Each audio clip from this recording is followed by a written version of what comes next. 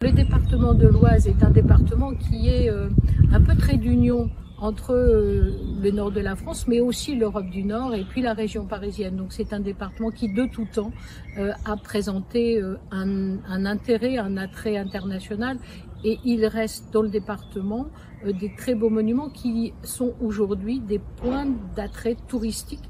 Le château de Chantilly, bien évidemment, l'abbaye de Chailly, l'abbaye de Noyon, qui est une des premières abbayes gothiques de France.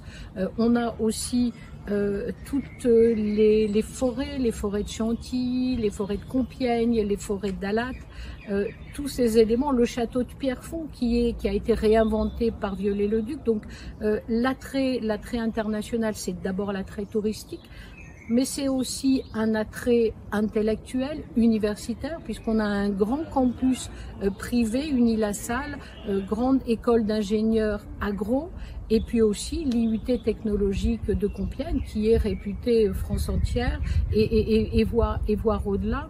Le campus d'Unilassal, par exemple, travaille avec 56% de partenaires étrangers. Donc ce sont des antennes universitaires qui sont très implantées d'un point de vue international. Et puis bien sûr le réseau routier, le réseau autoroutier, entre l'A1, l'A16.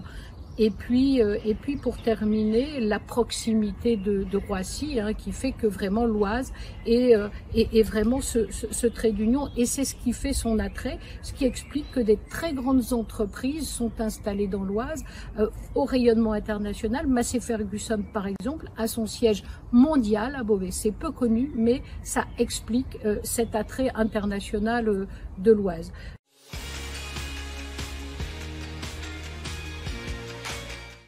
Dans l'avenir, ce qui fait la qualité, ce qui fait l'intérêt de l'Oise, c'est-à-dire ce trait d'union va être encore renforcé avec le barreau ferroviaire Roissy-Picardie qui va relier le nord de l'Île-de-France avec la plateforme de Roissy, le canal Seine-Nord-Europe qui, d'un point de vue du fret fluvial, va encore accroître ce positionnement, ces capacités de ce département de l'Oise. Et puis l'Oise, étant en bordure de région parisienne, a proposé 37 sites pour accueillir des équipes des Jeux Olympiques. Donc cet élément va renforcer ponctuellement pendant les Jeux Olympiques, mais aussi après, la position de l'Oise.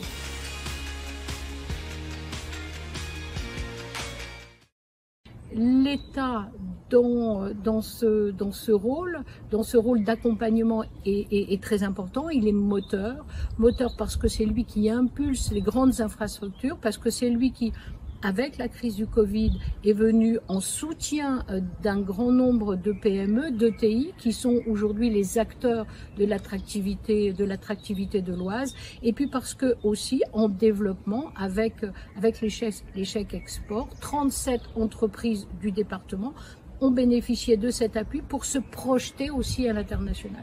Donc l'Oise, à la fois un département touristique, un département qui réunit toutes les caractéristiques universitaires, de mobilité qui peuvent attirer à la fois les touristes, les étudiants, mais aussi les entreprises.